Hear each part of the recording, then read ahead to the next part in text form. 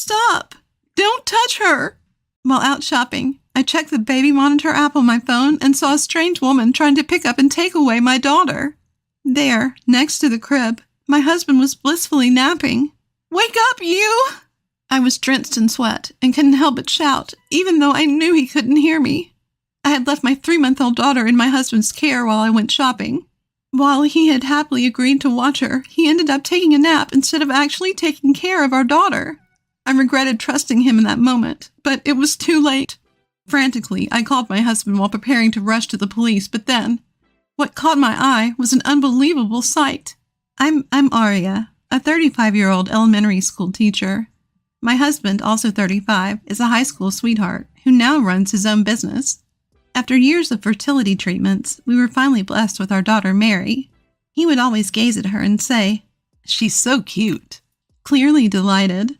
Although he never took care of her, I had some time off for parental leave and felt content and happy. Before Mary was born, we had grown apart. My husband was a workaholic, often coming home late and working on his days off. I was also busy, and despite wanting to come home early, would often return after dark due to grading tests and preparing for the next day's lessons. Slowly, his attitude and words towards me became colder. "Sometimes I come home early, and you're not here. There's no dinner, and the house is a mess. What's the point of us being married?" "I'm sorry. I've been busy with work." "You're the wife. Act like it. This isn't a relaxing home." Even though we both work, he thinks housework is my job and never lifts a finger to help. So there I was, doing all the cooking and laundry, no matter how tired I was. I refrained from asking to help because I knew he wouldn't budge.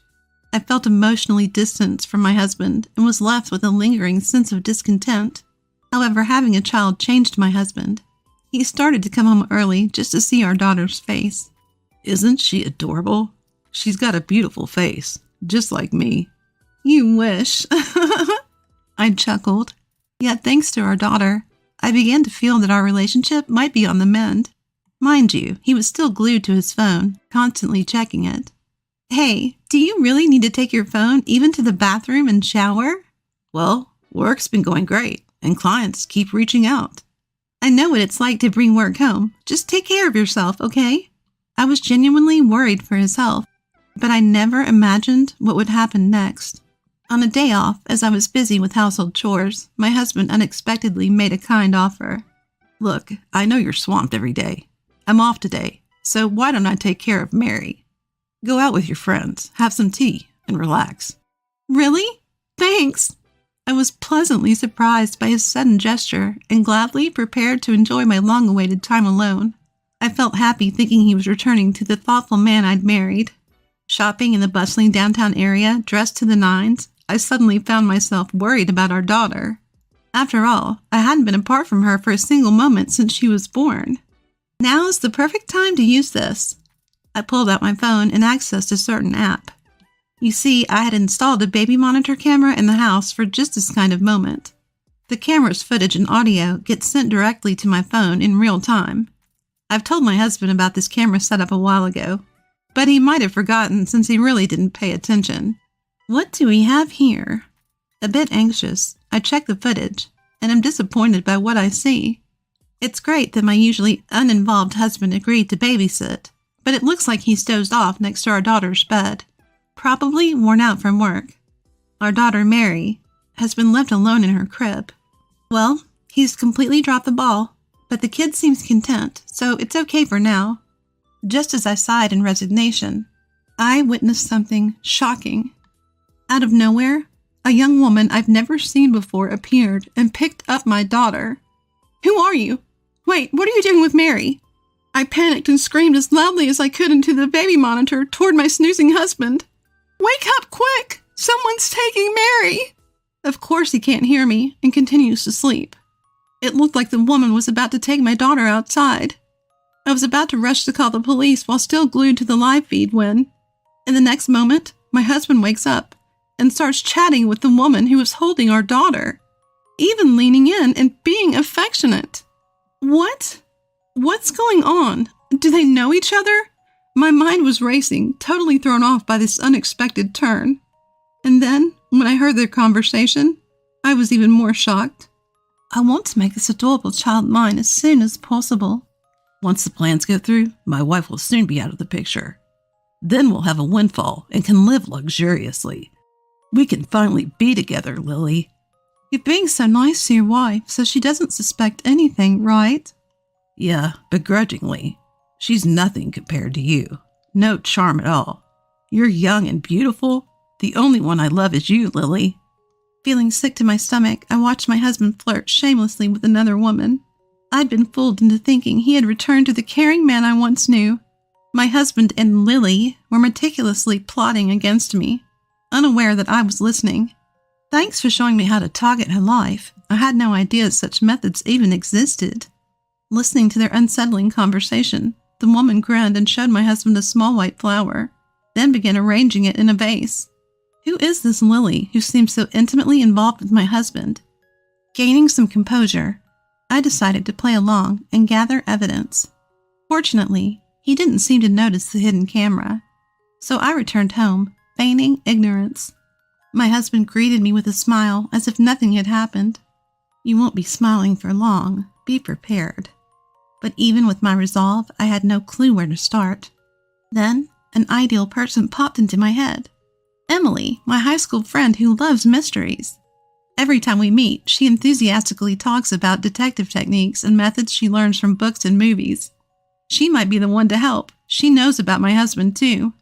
When I met with Emily and explained the situation, she was all in. Leave it to me. From that point, Emily did some sleuthing and found out Lily worked at my husband's favorite cabaret club. Even more, she interviewed some of the club's patrons. Apparently, Lily had targeted multiple married men before swindling money from them. She's clearly bad news.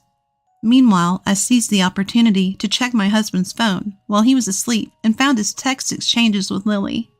I see, so that's how it is.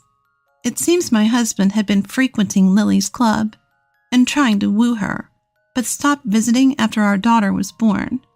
Suddenly, she started texting him frequently saying, "Why don't you come see me? I'm lonely," and lured him in. It seemed like my husband fell for it hook, line, and sinker. From then on, they stopped meeting at cafes and started rendezvousing at hotels. My husband seemed to become increasingly infatuated with Lily. Emily and I decided to collect some evidence and went through my husband's room. We found a stash of hotel receipts and luxury branded bags and jewelry receipts that were likely gifts for Lily. I trembled with anger. I haven't received anything like that from him since we got married. But that was just the tip of the iceberg. I discovered a file that revealed the unexpected reality of my husband's business, and something even more shocking. What is this? I will never forgive him. 2 days later, on a day off, he said, "I'll watch over Mary today. You go out and do whatever you want." Hearing his sugar-coated tone, I became certain. So I decided to take him up on his offer. "Thanks, I'll take you up on that and go out. But I'll leave Mary with my mother because she's been saying she wants to see her." I couldn't possibly leave Mary at home, knowing Lily might come over. "All right, I'll cook dinner tonight, so take your time." "You're so kind. Thank you." I was both disgusted by his performance and saddened. How wonderful it would have been if this was his true self. After dropping off my daughter with my mother, I went to Emily's house, which was near my parents' home. As we were watching the surveillance camera footage, sure enough, Lily showed up and started doing something shocking in the kitchen with my husband. My faint hope that my husband might change his mind was shattered. In fact, I felt hatred toward him, seeing the grin on his face. 2 hours later, when Emily and I returned home, my husband, who thought he was alone, let out a surprised, "What?" when he saw her. "Why are you so shocked I was with Emily today?" "Long time no see. I tagged along back to your place." My upbeat Emily received a forced smile from my husband, who reluctantly invited her inside. Mary's already asleep, so she'll be spending the night at her grandparents'. "Ah, I see," he replied, clearly distracted by something else. But Emily threw him another curveball. Something smells good. Is it curry for dinner? Mind if I join?" Well, my husband stumbled over his words, clearly uncomfortable. Before he could decline, Emily had already sat at the table, so we ended up having dinner together. As I was about to help with the setup, my husband insisted. I cooked today. Let me serve it. He returned with a tray of curry for 3 and set a plate in front of each of us. I seized the moment. Wow, my curry has a lot of meat. Let me swap plates with you. What? Before he could say anything, I had already switched our plates. His face turned pale, and he looked utterly helpless. I relished the curry in front of him, while Emily watched with a smile. She didn't try to eat hers, though. After all, who knows if what's on Emily's plate is safe? My husband, however, seemed oblivious to Emily's reactions, his face growing more and more pale. Why aren't you eating? It'll get cold.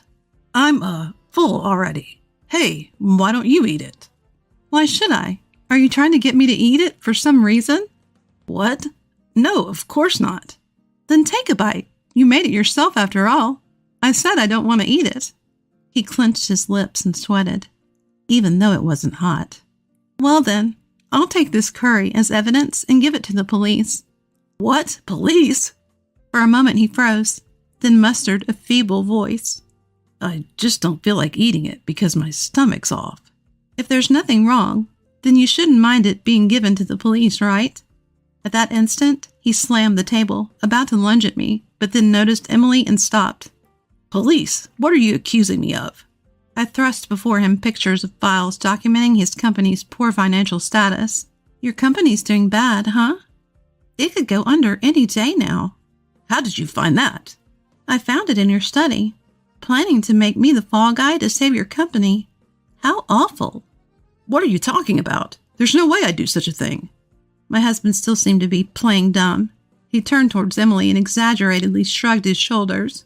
Listen, Emily, my wife here has been really paranoid lately. I'm actually worried she might be ill. Me trying to kill my own wife? Ridiculous. Oh, so you're still pretending, huh? Without waiting for his response, I pulled out my smartphone and began to play the footage recorded from the surveillance camera. There he was, my husband and Lily, both beaming as they began to make curry together.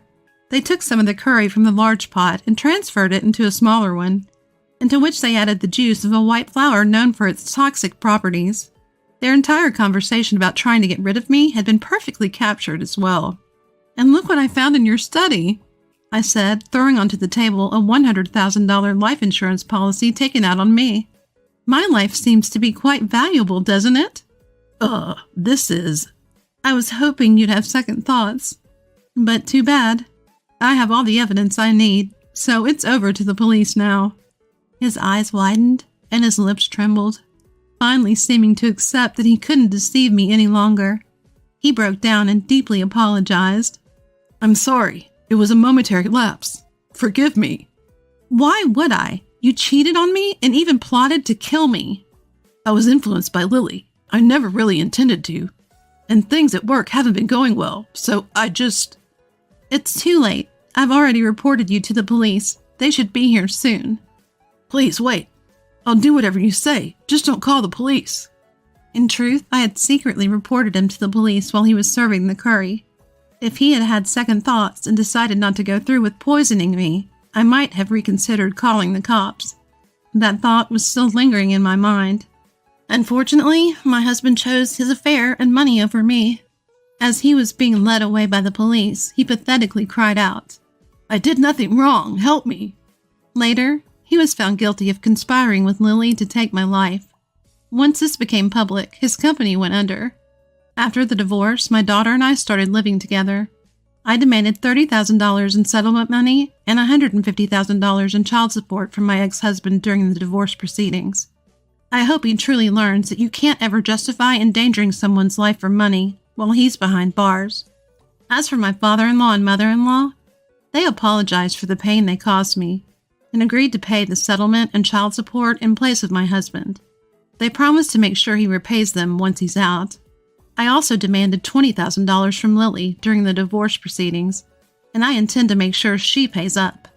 Both my ex-husband and Lily face a long time behind bars and a grim future even if they get out. I plan to return to work when my adorable daughter turns 1. We'll face the future together, doing our best every step of the way.